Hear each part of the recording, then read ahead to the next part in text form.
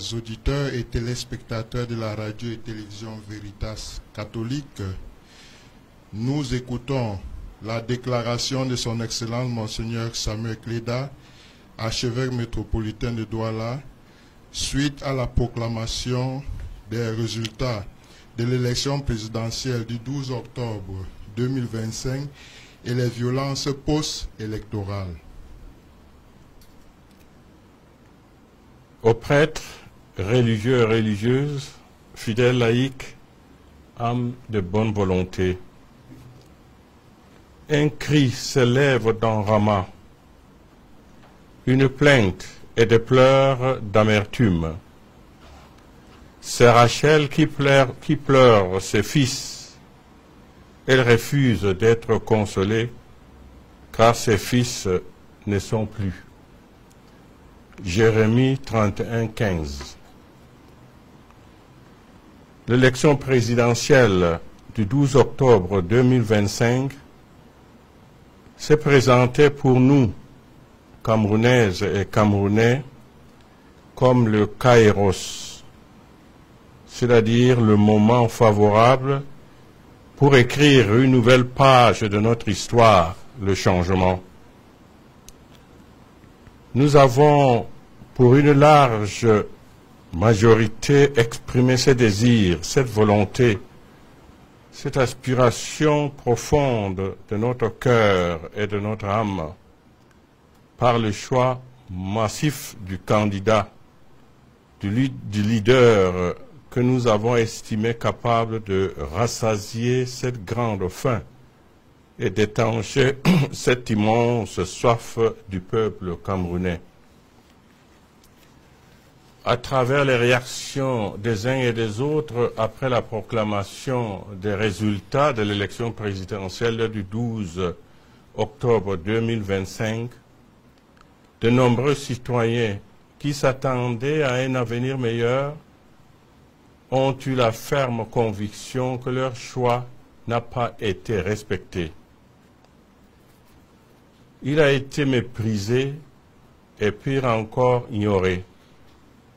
Aujourd'hui, leur déception est immense. Face à cette attitude qui a indigné une majorité écrasante des Camerounais et la communauté internationale, tous les responsables de notre pays sont invités à réfléchir en profondeur sur les conséquences de la situation actuelle. Car la proclamation des résultats du 12 octobre 2025 avait la déception et l'indignation qu'elle a ravivé dans la pensée et le cœur d'un grand nombre de nos compatriotes, a donné lieu à des marches et manifestations à caractère pacifique. Malheureusement, elles ont connu de graves dérives à travers des actes de vandalisme, de pillage, de vol aux conséquences graves sur la vie matérielle et économique de beaucoup de personnes innocentes dans les villes comme Douala, Garoua, Maroua, Bertoua, Chang, etc. Ce qui est déplorable et condamnable. En effet, d'une part, des édifices publics, certains établissements commerciaux et des boutiques ont été saccagés, pillés, vidés et d'autres incendiés. Ces actes regrettables et répréhensibles ont plongé leurs propriétaires dans le désarroi et la misère. D'autre part, des violences verbales et physiques, des intimidations ont été exercées sur les populations. Il y a eu de nombreuses arrestations et des assassinats, surtout parmi les jeunes, et cela se poursuit malheureusement. Tout en travaillant sur une autre manière de sauvegarder la sécurité des personnes et des biens, il est indispensable que ces violences, ces intimidations, ces arrestations et assassinats prennent fin. Le Cameroun ne devrait pas être une terre d'affrontement permanent entre le pouvoir et le peuple après chaque élection présidentielle. La démocratie ne s'accommode pas des coups de canon, des menaces, des arrestations arbitraires et des intimidations des citoyens qui ont une pensée contraire. On n'organise pas une élection pour tuer les citoyens. On ne gouverne pas un peuple avec les armes. Aucun gouvernement au monde ne peut gouverner sans peuple. Le gouvernement est au service du peuple. Et il a pour devoir de l'aimer et de répondre à ses aspirations légitimes et profondes, comme le recommande l'apôtre Pierre. Soyez les pasteurs du troupeau de Dieu qui se trouve chez vous. Veillez sur lui, non par contrainte, mais de plein gré selon Dieu, non par cupidité, mais par dévouement, non pas en commandant en maître à ceux qui vous sont confiés, mais en devenant les modèles du troupeau. Cet appel s'adresse à tout dirigeant. Il est temps que nous nous penchions sérieusement sur les origines profondes de ce malaise, de cette colère, de ce ras-le-bol qui pousse les Camerounais à avoir de tels agissements et de trouver des solutions appropriées. Nos compatriotes demandent à être écoutés, que leurs besoins et aspirations profondes soient pris en compte et considérés. Le Cameroun profond crie sa souffrance, sa misère. Les populations ont faim parce qu'elles n'ont pas de travail.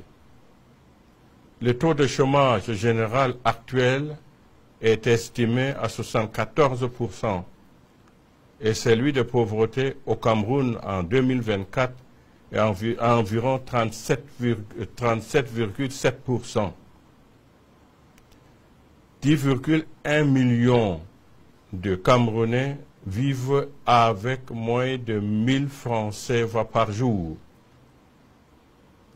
Le Cameroun compte plus de 6 millions de citoyens sur les routes de l'exil ou de l'immigration clandestine, confère Centre d'études stratégiques d'Afrique. Notre pays est dépourvu d'un système économique fiable pourvoyeur d'emplois. Le déficit énergétique ou électricité ne permet pas le développement du tissu économique. Le peuple inquiet est de cette situation qui perdure. Sans aucun signe d'espoir à l'horizon, des citoyens ou de familles préfèrent s'en aller à l'étranger. Un peuple qui descend dans la rue pour crier son désespoir exprime une rupture et interpelle la conscience des dirigeants. Si des milliards de nos francs sont dépensés pour organiser les élections, on peut également en trouver pour le bien-être des populations. Nous ne saurions faire la sourde oreille, ni rester indifférents, insensibles aux signaux de détresse qu'elle nous envoie. Nous sommes parvenus au terme d'une élection présidentielle. Pouvons-nous oser espérer une amélioration réelle, significative, et effective des conditions de vie des Camerounais par rapport à la situation actuelle. Cette situation qui est marquée par la malgouvernance, le chômage, l'émigration des jeunes, la sous-scolarisation, le manque d'emploi, le délabrement des routes, le déficit énergétique, les injustices, les inégalités sociales, la corruption, l'exploitation des richesses du pays par une minorité de Camerounais, un luxe insolent de certains pendant qu'une majorité croupit dans la misère, l'insécurité grandissante, la vie chère, le tribalisme, l'inégale répartition des richesses du pays, l'usage du bien commun à des fins égoïstes. Tout cela entraîne un climat social tendu et délétère. L'apaisement et la préservation de la paix et de la stabilité dans notre pays aujourd'hui passent par une prise de conscience collective de ces différentes crises qui minent notre pays et engendrent la souffrance et la misère des Camerounais et la ferme volonté d'y apporter des solutions appropriées. Que l'Esprit Saint éclaire nos dirigeants et le peuple camerounais et que la Vierge Marie, patronne du Cameroun, intercède pour nous. Donné le 1er novembre 2025 en la solennité de la Toussaint. Je vous salue Marie, de grâce, le Seigneur est avec vous. Vous êtes bénie entre toutes les femmes, et Jésus, le fruit de vos entrailles, est béni. Sainte Marie, Mère de Dieu, priez pour nous pauvres pécheurs, maintenant et à l'heure de notre mort. Amen. Au nom du Père, et du Fils, et du Saint-Esprit. Amen.